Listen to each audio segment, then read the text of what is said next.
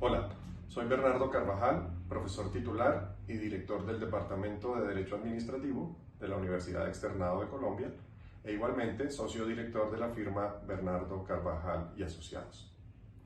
Agradezco la invitación de ámbito jurídico para poder explicar en un lenguaje claro y sencillo a toda la opinión pública y que pueda comprenderlo entonces cualquier ciudadano en qué consiste, de qué se trata, para qué sirve y qué consecuencias concretas tiene la medida de suspensión provisional, tal como aquella que en días pasados el Consejo de Estado decretó para suspender provisionalmente los efectos del decreto 1469 de diciembre del año pasado, por el cual el Gobierno Nacional fijó el salario mínimo del año 2026. Expliquemos entonces, en primer lugar, qué es la suspensión provisional.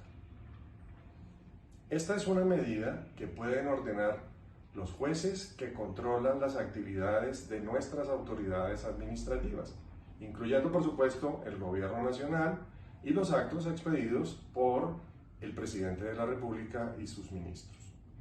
En el caso del día de ayer, se trata del decreto que fijó el salario mínimo, pero ese control que hacen los jueces puede recaer sobre cualquier otro tipo de decisión de las autoridades administrativas.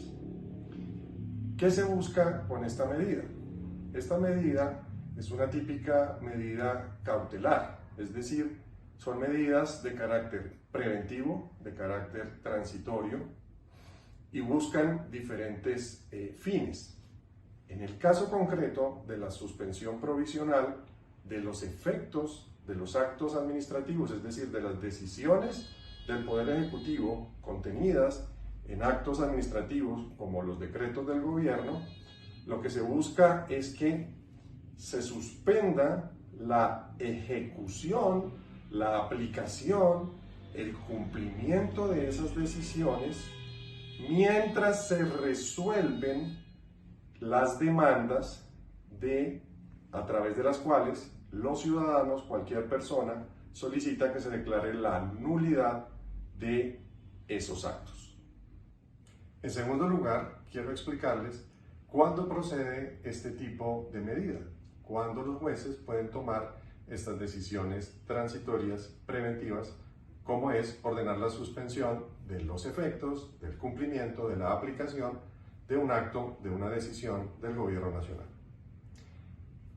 En este tipo de casos, el punto más importante es que los jueces, los magistrados, deben comparar, deben confrontar los motivos, las razones y el contenido del decreto, del acto, de la decisión que toma el gobierno y confrontarlas frente al parámetro que debe aplicarse en un verdadero Estado de Derecho, en el cual ninguna autoridad está por encima de la ley.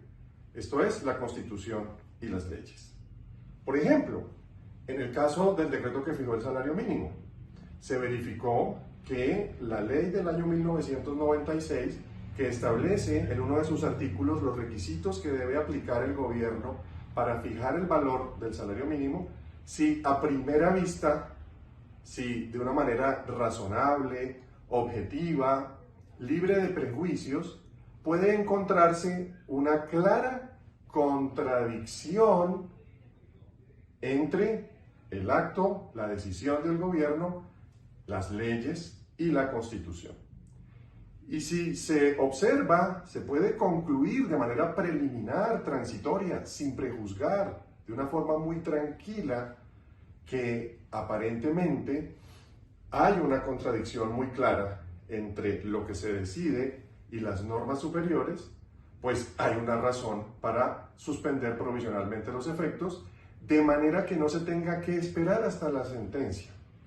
Esto nos lleva a un segundo requisito.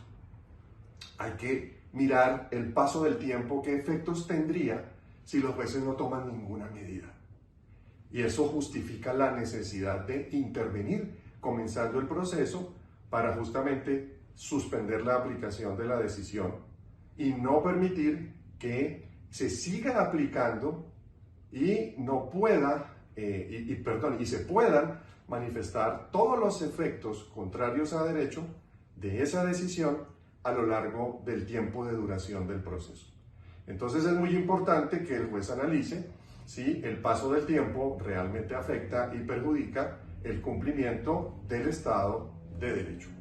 Y finalmente, el juez también tiene que hacer algo que se llama la ponderación de los derechos y de los intereses en juego.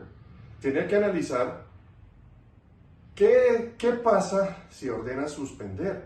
Esto pondría en riesgo, afectaría otros derechos, otros intereses, pero al mismo tiempo la medida también protege el Estado de Derecho, el cumplimiento de las normas, evita el abuso de autoridad, y entonces tiene que hacer a través de ese balance de derechos e intereses, buscar las medidas adecuadas.